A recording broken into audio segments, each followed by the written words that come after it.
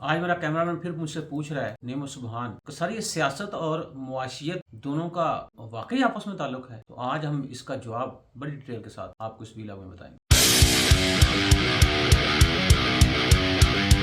अस्सलाम वालेकुम दोस्तों, मैं मोहम्मद शहबाज अपने वीकली वील आपके साथ आपकी खिदमत में हाजिर हूँ। मेरी आप दोस्तों से दरख्वास्त है कि जिन दोस्तों ने अभी तक मेरे चैनल को सब्सक्राइब नहीं किया, प्लीज सब्सक्राइब करें, लाइक करें, दोस्तों में तो ज़रूर शेयर करें। तो हम वापस आते हैं नेमो सुबहान के उस सवाल की तरफ जहाँ वो ये पूछ रहे हैं बड़ी परेशानी के आलम में कि सर वाकई सियासत और मुआशियत का आपस में ताल्लुक़ है। तो जो मेरा तजिया जो मुझे जो अलफ भी आती है वो यही बताती है कि मुआशियत और सियासत दोनों का आपस में चोली दामन का साथ है। अगर सियासत स्टेबल नहीं होती तो कभी भी मुल्क के अंदर स्टेबल इकनॉमिक पॉलिसीज़ नहीं बनेंगी, तो आपकी मुआशियत जो है वो स्टेबल नहीं होगी। सिमिलरली अगर मुआशी पॉलिसियाँ जो हैं वो आपकी स्टेबल नहीं होंगी तो मुल्क मुआशी तौर पे मजबूत नहीं होगा, और वो जो मुल्क की मुआशी तौर पे मजबूती ना होना वो ज़ाहिर सी बात आपकी जो सियासत है उसकी स्टेबिलिटी भी को मुतासर करता है। और ये इसमें कोई इतनी बड़ी रॉकेट साइंस नहीं है, बड़े सिंपल से वेज हैं जो मेरे ख्याल में एक आम आदमी को भी समझ आने चाहिए और आ सकते हैं। और जो वज़ीर आज़म साहब की शेरवानी है, या वो लोग जो वज़ीर आज़म की शेरवानी पहनने के लिए बड़े बेचैन बैठे हुए हैं, वो हर सतह पे कहीं ना कुछ कास्ट पे करके आते हैं। अब जाहिर सी बात है वो कास्ट जब वो शेरवानी पहन लेते हैं तो कास्ट वो वसूल भी की जाती है, वो करप्शन की फॉर्म में वसूल की जाए या मुल्की मुआशियत में कंट्रीब्यूट करके वो कास्ट वसूल की जाती है। दोनों ही वेज हैं, या तो मुल्क को संवार लें या अपने आप को संवार लें। तो दोनों तरह से कह लें कि आपको वसूली उसकी हो जाती है। अब ये डिपेंड करता है आपके ऊपर कि आप करप्ट रास्ते के ऊपर चलना चाहते हैं या महातीर मोहम्मद की तरह जब प्राइम मिनिस्टर बनते हैं, बनने के बाद मुल्क की फलाह बहबूद में आप इजाफा करते हैं। ये डिपेंड करता है आपकी अपनी सोच और आपके जो मफादात हैं, आया कि आप उनको मुल्की मफाद के ऊपर तरजीह देते हैं या मुल्की मफाद को अपने मफाद के ऊपर तरजीह देते हैं। तो ये दोनों सूरतें हैं। जो सिनेरियो पाकिस्तान का चल रहा है आपके सामने है। पहले हमें ये परेशानी थी कि यार पता नहीं इलेक्शन होंगे या नहीं होंगे। 8 फरवरी से पहले 7 फरवरी तक हमारा जो कंसर्न था वो यही था। नेमत भी परेशान था इस बारे में और इसको बिल्कुल यकीन नहीं आ रहा था कि इलेक्शन होंगे। मैंने बारहा इससे कहा कि भाई इलेक्शन हो जाएंगे, तुम अपने वोट डालने की तैयारी करो और ये सोचो कि तुमने वोट जिसको देना है क्या वाकई वो कल को मुल्क की फलाह बहबूद में इजाफा करेगा। क्योंकि वोट ये नहीं है कि आप जाएं और अंगूठे के ऊपर काली सी लाइन लगवा के फिर आप चुप के ठप्पा लगा दें। वोट का मतलब ये होता है कि आपने वोट जिसको देना है उसकी पॉलिसी जो है, या अगर उसने कोई एजेंडा तैयार किया है उस एजेंडे को दूसरी सियासी जमातों के एजेंडे के साथ कंपेयर करें, देन फैसला करें कि वाकई आपके वोट का हकदार यही बनता है। लेकिन यहाँ पाकिस्तान के अंदर शायद अभी भी ब्रादरिज्म और वो सारी चीज़ें चल रही हैं और हम जो कि अनपढ़ कौम हैं, और जाहिर सी बात है बहुत से लोग जो हैं वो जो शख्सियत है उसको देखते हैं। आज भी टीवी के ऊपर लोग बातें करते हैं जी इमरान खान ने देखें खंभों को खड़ा किया, क्योंकि वोट इमरान खान था वो खंभे भी कामयाब हो गए। अब इस तरह मुस्लिम लीग नून के अंदर बात आती है जी शहबाज शरीफ साहब जितना मर्जी काम करें लेकिन वोट वो नवाज शरीफ साहब का है। इसी तरह पीपल पार्टी के अंदर बात आती है कि कुछ भी हो जी भुट्टो, तो ये नारे लगते हैं। इसी तरह बाकी सियासी जमातें जो उनके जो जाहिर सी बात है ज़ायरीन मुझे कहना चाहिए कि वो भी जब वोट देते हैं तो वो एक शख्सियत को मदद रख के वोट देते हैं। अब मेरा सवाल ये है, आपने भी जो वोट दिया वो शख्सियत को मदद रख के दिया, आपने वोट पाकिस्तान की फलाह बहबूद को मदद रख के नहीं दिया, या पाकिस्तान को मदद रख के वोट आपने नहीं दिया।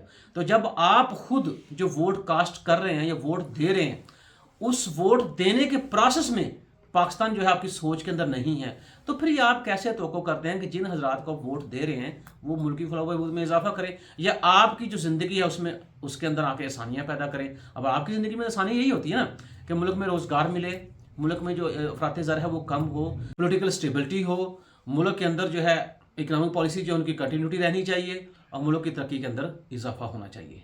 अब मुझे ये बताएं कि आपने जब ये वोट दिया क्या आपने ये सारी चीज़ें सोची? कतई नहीं सोची होंगी, और अगर कुछ लोगों ने सोची होंगी तो मैं समझता हूँ को बड़े बाशौक लोग हैं। अब जब से इलेक्शन हुआ है इसमें देखें आप कहीं कोई अवाम की फलाह बहबूद में इजाफे की बात हो रही है? निगरान गवर्नमेंट है, उसने जाते जाते टैक्सेस भी बढ़ाए उसने जाते तेल की कीमतों में इजाफा भी किया, उसने बिजली की कीमतों में भी इजाफा किया, उनका जो लाहे अमल है वो आपके साथ है। अब आ जाता है इलेक्शन के बाद की जो सूरत है, देखें अभी तक कोई भी जमात वो क्लियर नहीं है कि गवर्नमेंट किसकी बनाई जा रही है। अब नवाज शरीफ साहब ये चाह रहे थे कि उनको 2/3 मेजॉरिटी दी जाए ताकि वो मुल्की मुफाद के लिए जो बेहतरीन फैसले हैं वो ले सकें, या 2/3 मेजॉरिटी होगी तो फिर वो सही तरीके से हुकूमत कर पाएंगे। उधर से 92 या 90+ आज़ाद उम्मीदवारों जो हैं वो कामयाब हुए। अब पीटीआई जो कहती है हमारी 175 या 185 सीटें थी, हमें जानबूझ के हराया गया है, तो अगर उनकी हुकूमत बनती है या वो आज़ाद अरकान जो हैं वो पीटीआई से मुंसलिक हैं, तो मेरे ख्याल में उनको गवर्नमेंट देनी चाहिए। वो पीपल पार्टी के साथ मिलकर गवर्नमेंट जो बना सकते थे, या मुस्लिम लीग नून जो है वो पीपल पार्टी के साथ मिलकर गवर्नमेंट बनाती। लेकिन उधर अब सूरत ये है, अब ये खुद देखें, पीपल पार्टी ये कहती है कि हम हुकूमत में आपका साथ देंगे मुस्लिम लीग नून को, लेकिन हम जो आइनी ओहदे हैं, वजारतें नहीं लेते, लेकिन आइनी ओहदे जो हमारे पास रहने चाहिए। अब मुस्लिम लीग नून ये करेगा हम सारे आइनी ओहदे इनको दे देंगे तो कल को हमारे पास क्या बचेगा। बात वो भी ठीक है, मैं हर कोई बंदा जो है वो बचाने के चक्कर में है, हमारे लिए क्या बचेगा।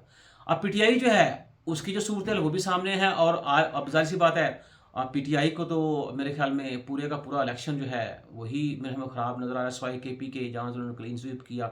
अब उधर आप जाएंगे तो वहाँ नए किस्से कहानियाँ खुलेंगे, लेकिन चूँकि एक सियासी बात है मैं उसके ऊपर नहीं आना चाह रहा। मैं सिर्फ ये कहना चाह रहा हूँ आपसे कि आप ये देखें, ये जो लोग मौलाना फजल रहमान साहब इसके अंदर शामिल हैं, कि ये लोग कितना जो है वो मुल्की मुफाद के बारे में सोच रहे हैं। आप फिर ये देखें कि इन सियासी पार्टियों के जो सारे सरबराहान हैं उन्होंने अपने अपने दर्जी को अपनी शेरवानी सीने के लिए आर्डर्स भी कर दिए, नाप भी दे दिए, और हो सकता है वो शेरवानियाँ तैयार भी हो गई हों।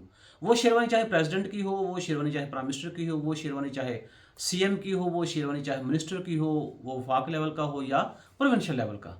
लेकिन आप थोड़ा सा गौर से जायज़ा लें कि इनके जो मुआशी एजेंडे थे, पीपल पार्टी का मुआशी एजेंडे के बारे में हमने बात की, वो आप इस लिंक के अंदर देख सकते हैं। फिर पीटीआई का जो मुआशी एजेंडा था उसके बारे में हमने बात की, उसके बारे में आप देख सकते हैं। जो नून लीग का मुआशी एजेंडा था उसके बारे में हमने बात की थी, वो भी आप इस लिंक के ऊपर देख सकते हैं। तो उसमें मुझे बताएं कहाँ जो मुल्क की बेसिक मसाइल थे उसके ऊपर बात हुई।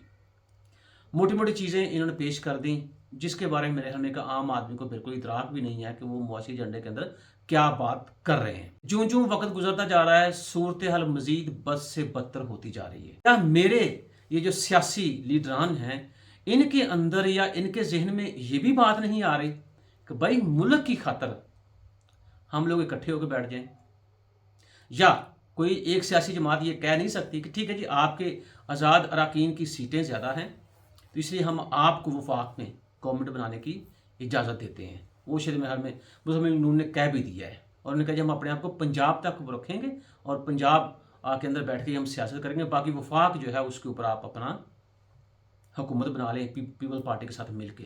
लेकिन उसके अंदर साथ क्या हुआ, कल जो कमिश्नर थे रावलपिंडी के उन्होंने जो बयान दिया जी मेरे सामने जो है वो ठप्पे लगते रहे। मुझे एक जो सवाल है, मैं काम आदमी, मैं उनके किरदार के ऊपर कोई बात नहीं कर रहा, ना मुझे उनके किरदार के ऊपर कोई शक है, कि जब आपकी नज़रों के सामने जुल्म हो रहा था तो उस वक्त आपका ज़मीर क्यों नहीं जागा, या उस वक्त जुल्म आपने क्यों होने दिया। आपके ही अल्फाज हैं कि आरओ जो थे वो रो रहे थे कि सर आप ये हमसे क्या करवा रहे हैं। मर्द मुजाहिद तो वो होता है ना जब जुल्म हो रहा हो तो वो उस वक्त आवाज़ उठाए।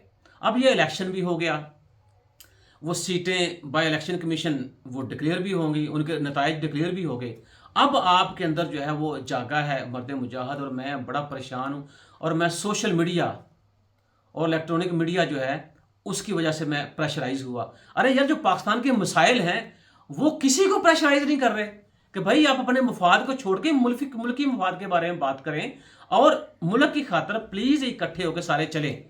वो प्रेशर जो है उसको तो आप कह लें कि ठुड्डा मार के साइड पे कर देते हैं, और जो सोशल मीडिया का प्रेशर है वो आपसे बर्दाश्त नहीं हो रहा। तो ये कैसे मर्द मुजाहिद की वो जाग है, या कैसा आपका ज़मीर है कि जब 8 को इलेक्शन हुआ है और आज 18 है, 10 दिन बाद आपका ज़मीर जो वो जाग रहा है। और उसमें अभी जो खबरें आ रही हैं कि 5 साल का उन्होंने अमेरिका का वीज़ा भी लगवा लिया है। मुझे तो एक ये हैरानगी होती है कि हम वजारत यहाँ लेते हैं, इंजॉय करते हैं, रिटायरमेंट के बाद चुप करके पैसे सारे उठाते हैं और बाहर चले जाते हैं। ये कैसी मुल्क के साथ वफादारी है। फिर दूसरी बात ये वही वजारत है, वजारत उज़्मा है। मुझे आज तक आप ये बताएं जितने आपके प्राइम मिनिस्टर्स हैं इस शेरवानी के चक्कर में वो दुनिया से भी चले गए, इस शेरवानी के चक्कर में वो जेल में भी गए, इस शेरवानी के चक्कर में या इस शेरवानी के चक्कर की वजह से वो मुल्क से बाहर भी उनको बेदखल किया गया। तो अगर ये वजारत उस्मा जो है इतनी ही ख़तरनाक है तो भाई आप इसको छोड़ क्यों नहीं देते। और आप ये देखें पिछले 10 दिन से कोई भी सियासी जमात या हमारे सियासतदान किसी भी एक एजेंडे के ऊपर ये इकट्ठे होकर नहीं बैठ रहे। तो अगर ये सूरत ऐसे ही रही या इस तरह के जैसे रावलपिंडी के कमिश्नर हैं उस तरह के और मर्द मुजाहद जागते रहे तो क्या आप अपने इलेक्शन को मुतनाज़ नहीं बना रहे? मेरे ख्याल मुतनाज़ बना चुके हैं। और अगर ये बात हो रही है तो मुझे तो ऐसा लग रहा है कि हम सारे 1 बाय 1 करके मुल्क के साथ खई नहीं कर रहे। क्या मुल्क को हम मार्शल लॉ या इमरजेंसी की तरफ नहीं बढ़ा रहे?